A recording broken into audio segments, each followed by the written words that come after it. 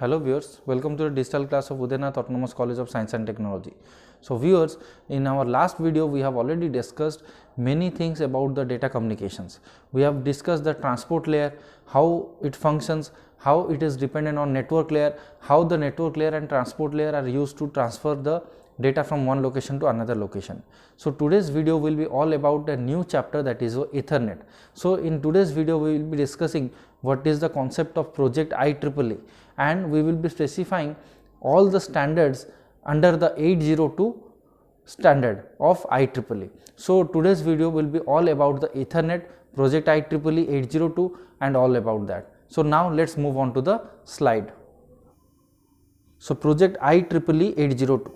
So IEEE 802 refers to a family of IEEE standards dealing with local area network. That means IEEE standard has a lot of standard or has a lot of protocols which deals with different layers of OSI model, and also it deals with many layers of networks. So IEEE 802 is a special category of IEEE standard which deals with the local area network. That means all the protocols, all the standards related to local area network are under the 802 file or concept of IEEE.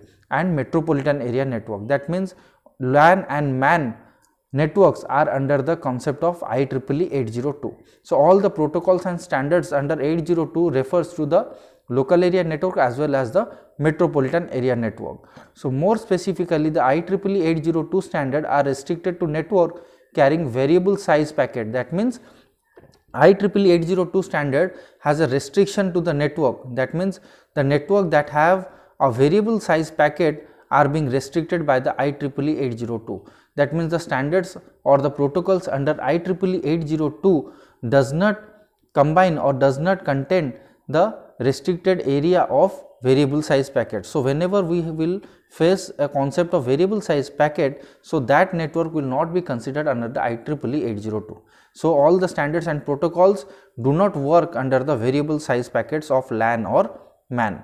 So the services and protocols specified in IEEE 802 map to the lower two layers, that is data link and physical layer of the 7-layer OSI networking reference model. So as we have discussed that there are 7 layers in OSI model, so IEEE 802 actually work on the last 2 layers of the OSI model or the base 2 layers of the OSI model, that is data link layer and physical layer. So all the services and protocols that are specified under the IEEE 802 are being worked under the data link layer and physical layer. So physical layer and the data link layer has a lot of protocols and standards which are actually specified under the IEEE 802, because these two are the base of OSI model and they work more precisely at the local area network and metropolitan area network.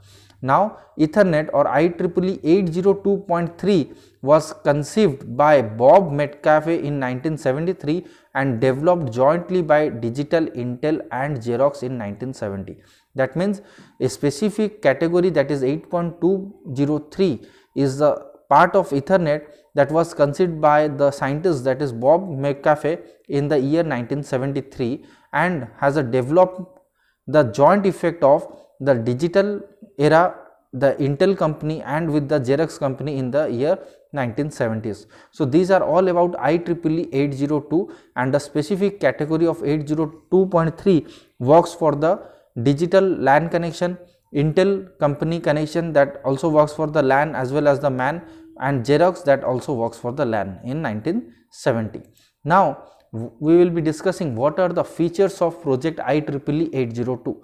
So the first point is it is a byte count protocol. That means this protocol or this standard works for the byte count, it does not work for the bit count. So it works for a speed network, that is because of the byte nature or the byte count.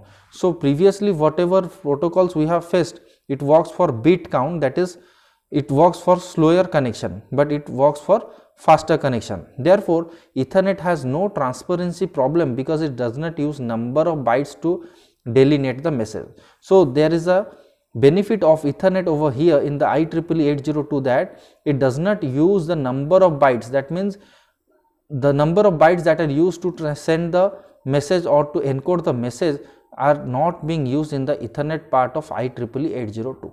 So it uses the contention media access control. So the main part of data link layer is your media access control. So at first the data link layer were not so much advanced, so media access control was very low and the quality of the messages were very low in case of media access control in data link layer. But in case of project IEEE 802, the contention media, it contained the media access control, and the features of media access control has been increased in the project IEEE 802. Next one is that the address is 6 byte. The address is 6 byte means whenever we are sending any packet in project IEEE 802, the packet consists of 3 parts, that is sender address, receiver address and data. So the address is of 6 byte. That means if the address becomes bigger or the IP address is bigger as compared to the sender or the message, so it can be overcome by the 6 byte. That means 6 byte is enough to store the exact IP address of the sender and the receiver. The maximum length of the message is 1492 bytes. That means it can hold a maximum size message of 1492 bytes. Next one is your cyclic redundancy check 32 frame check. So this is very important actually, because whenever we are sending the data in form of packets, again the packets are combined under the frame. So in case of IEEE 802, the frame check is of cyclic redundancy check of 32 bits. That means it can check 32 bit at a time in case of cyclic redundancy check. So these are all about the main features of project IEEE 802. Now we will be moving to the next part, that is Ethernet. So Ethernet is a way of communicating or connecting computers together in a local area network or LAN. So Ethernet is actually a method through which we can connect the computers in a LAN. So most probably in the LAN connection, or whenever we are using or we have to implement the concept of LAN in any network, at that time we take the help of Ethernet. So it has been the most widely used method of linking computer together in LANs since 1990. That means from 1990 Ethernet has proved a most widely used method for linking the computers in the LAN connection. So wherever we are using the LAN connection, at that point Ethernet has proved that it has been the best method to connect the computers within themselves. The basic idea of its design is that multiple computer can access to it and can send data at any time. So the basic concept or the basic method of Ethernet is that it can connect multiple computers. That means we can connect a number of computers with each other so that they can access each other data and can send the data at any time they want. So there is no restriction to data, there is no restriction to time, there is no restriction to the amount of data that can be transmitted. So this is comparatively easy for the engineer. So all the engineers or all the factories or all the companies where they are using the LAN connection, at that time Ethernet has proved the best way to send the data from one location to another location at any time or any amount of data and to any bytes. That means as we have discussed that IEEE 802 has a maximum sender address or receiver address of 6 byte, so it can send the data to any location of any data length. Now if two computers send data at the same time, a collision will occur. So as we know that if we have two systems or many systems and a single system is holding or receiving a signal at the same time from multiple devices, that time all the messages or at that particular point all the signals will be collided, and the process is known as the collision. So when it happens, this data sent is not usable. So what happens when the collision will occur, all the data will be collided or will be collapsed. That means it will be not used, so it will fail. So in general both computer will stop sending and wait a random amount of time before they try again. That means whenever we are sending any data, so we are unaware of any system sending the data at the same time. So what happens whenever we are sending the data, at that time Ethernet wait for a random amount of time for the computer so that they will be automatically sent at different level of time, so that the chance of getting collided will be the minimum.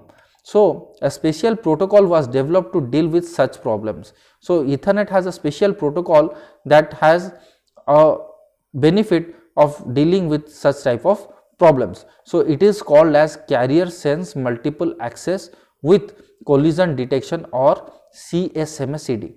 So this is a special type of protocol which is actually used to minimize the amount of collision that can occur within a LAN connection. So Ethernet has a benefit of sending the data from one location to another location at any amount of time, at the address can be of any length, along with the CSMA-CD protocols that has the capability of detecting the collision and trying to stop the collision that will occur in the LAN connection. Now we will be discussing about Ethernet cable types. So you can see there are different cable types. So first one is 10 base 2 or 10 base 5. That means the main bus will be of 10 and the sub base will be of 5. So these coaxial cable are like those in televisions, but thinner. They are also called as Thinnet or coax. That means the cable TV connection are being transferred by the 10 base 2 or 10 base 5 Ethernet cables. So they are also called as the Thinnex or coax. Similarly 10 base T, the cables look like thick phone cables but with 8 copper wires instead of 2 or 4. That means the previous one we have 2 copper wires, but here we have 2 or 4 copper wires and along with 8 extra copper wires, so that they can send the data from one location to another in a speedier way. So they can go from each computer to a hub or a switch. Supported speed is 10 megabit per second. That means it is comparatively faster as compared to 10 base 2 and 10 base 5. Then comes your 10 base F. It is same as 10 base T, but cables transmit light pulses instead of electrical signals. That means it stands for fiber optics. In this case, the transmission is on light pulses instead of the electrical signals. That means 10 base 2, 10 base 5, 10 base T are dealing with, or we are dealing with electrical signals, but 10 base F deals with the light pulses instead of electrical signals. Then comes your 100 base T. So cables look as same as 10 base T but can run up to 100 megabits per second. That means it is similar to 10 base F, but the speed is much more as compared to 10 base F. That means it can transmit up to 100 megabits per second. Next comes your 1000 base T. So cables look same as 10 base T but can run up to 1 gigabit or 1000 megabit per second. That means it is very similar to 10 base T, but here the capability of sending the data is 1 GB per second. That means 1000 megabit per second. That means this is the fastest Ethernet cable that can be used to transmit the data. So these are all about some of the Ethernet cable types that have been used in LAN or MAN connections. Now we will be using the categories of Ethernet cables, that is category 5, category 5E, category 6, category 6A. So Cat 5 is used to carry the signal from Ethernet and fast Ethernet. So it is used in home, small office and all that. Similarly category 5E, it is being used in home, small office, gaming consoles and computer networks. Similarly we have category 6 that are used for Ethernet, fast Ethernet or gigabit Ethernet in large network data centers, offices and category 6 certified networks. Similarly 6A augmented, it can be used at large data centers, large offices, server farms, future proofing new equipments. Similarly you can see the type of cables that are being used. So this is category 5E, this is also category of 5E. So these are some of the categories of 5E along with some 6 and FTP and UTP signals. So you can see that there are different categories or different type of cables or Ethernet cables that can be used to transmit the data from one location to another location. Now we will be discussing the types of network, and the first type of network is your switched Ethernet. So an Ethernet LAN that uses switches to connect individual hosts or segments are called as switched Ethernet. That means in switched Ethernet we take the help of switches to connect the LANs. So in the case of individual host, the switch replaces the repeater and effectively gives the device full 100 or 10 Mbps bandwidth. That means 100 Mbps for fast Ethernet. to the rest of the network.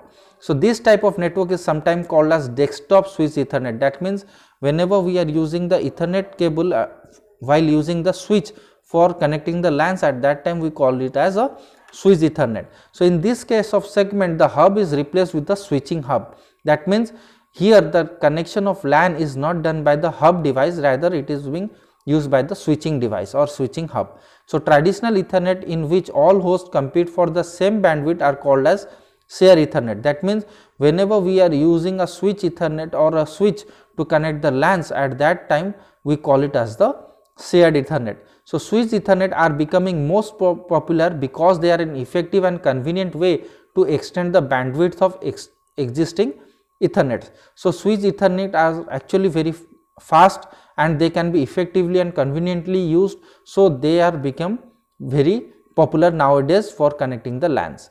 Now you can see the image over here that the LAN has been connected by a hub and here the LAN has been connected by the switch. So you can see that in case of hub, multiple computer can send the data to the server and the server can also send the data to the computer, but there is a chance of collision because they are using the same path over here. But in case of switch Ethernet, you can see when the computer will be sending the data to the servers and the servers will be sending the data to the computers, then they are using the different time slot to transmit the data. They are not using the same time slot. So in case of switch Ethernet, the chances of getting collided is very low. Now we will be moving to the fast Ethernet. So what do you mean by fast Ethernet? So in computer networking, fast Ethernet is an collective term for a number of Ethernet standards that carry traffic at the nominal rate of 100 megabits against the original Ethernet of 10 megabits. So fast Ethernet is an Ethernet standard that has a carrying capacity of 100 megabit instead of 10 megabit. That means it works faster as compared to switch Ethernet. So of the first Ethernet standards, 100 base TX is by far the most common and is supported by the vast majority of Ethernet hardware currently being produced. That means in today's world, 100 base TX is the most common and supported and the convenient way of Ethernet cable that being used to connect the LANs. So fast Ethernet was introduced in 1995 and remained the fastest version of Ethernet for 3 years before being superseded by gigabit Ethernet. That means fast Ethernet has become the very popular in the 3 years and then we have come across the gigabit Ethernet. So fast Ethernet is an extension of the existing Ethernet standard. So that means the Ethernet standard that was being used was upgraded by the fast Ethernet. So it runs on UTP data or optical fiber cable and uses CSMA CD in a star wired bus topology, and the fast Ethernet supports a maximum data rate of 100 Mbps. That means you can see that as compared to switch Ethernet, we have a speed of 100 Mbps in case of fast Ethernet. So it is so named because original Ethernet technology supported only 10 Mbps. So before, all the Ethernet that were being used has the capacity of 10 Mbps, whereas the fast Ethernet has the capability of transmitting the data of 100 Mbps, and it has also the capability of minimizing the collision through the CSMA CD. So this is all about the fast Ethernet. So you can see the fast Ethernet hub example is over here. That means you can see the number of computers are being connected to the switch over here, which is again connected to another switch, and though computers with the second switch are being connected with the third computers or the third LAN connection. So you can see over here that there are 3 switches and there are 3 different LANs which are getting connected and it works under the fast Ethernet. So these are all about the fast Ethernet. Now we will be moving to the next category of Ethernet, that is your gigabit Ethernet. So in computer networking, gigabit Ethernet is a term describing various technologies for transmitting Ethernet frames at a rate of gigabit per second. That means whenever we are sending the data in the form of bits, so gigabit Ethernet has the capacity of transmitting 1 gigabit per second. So it is the fastest method of sending the data till the time, as defined by IEEE 802.3 to 2008 standard. So in case of 2008 standard, 802.3 category of IEEE standards performs or it supports the protocols and standard that define gigabit Ethernet. So it came into use in the beginning of 1999, gradually supplanting fast Ethernet in wired local networks where it performed considerably faster. That means fast Ethernet was very popular, but it has been replaced by gigabit Ethernet because it has the capability of sending the data much faster as compared to fast Ethernet in wired local networks. So the cables and equipments are very similar to previous standards, and by the year 2010 were very common and economical. So half duplex gigabit links connected through hubs are allowed by the specification, but full duplex uses with switches is much more common. So there are 5 physical layer standards for gigabit Ethernet using the optical fiber. That means we have different layers of physical layer standard in gigabit Ethernet, where we will be using the optical fibers, that is 1000 base X twisted pair cable, that is 1000 base T, or balanced copper cable, that is 1000 base CX. So these are the 3 cables under the gigabit Ethernet which are used to transmit the data from one location to another location in the faster way. So you can see that there is an Ethernet switch over here, and there is an Ethernet switch over here, where there is a LAN connection over here and another independent LAN connection over here. So we can connect the both the signals with the full duplex single fiber stand with the use of with the implementation of gigabit Ethernet. So you can see the LANs or the cables, those are under the concept of gigabit Ethernet, has the capability of transmitting the data in a much faster way. So these are all about the 3 categories of Ethernet, that is fast Ethernet, switch Ethernet and gigabit Ethernet. So I hope you have all understood what is IEEE 802, what is the fast Ethernet, what is switch Ethernet, and what is gigabit Ethernet, and I hope you all must not face any problem. If you have any doubt, you can comment me on our YouTube channel. Till then, thank you.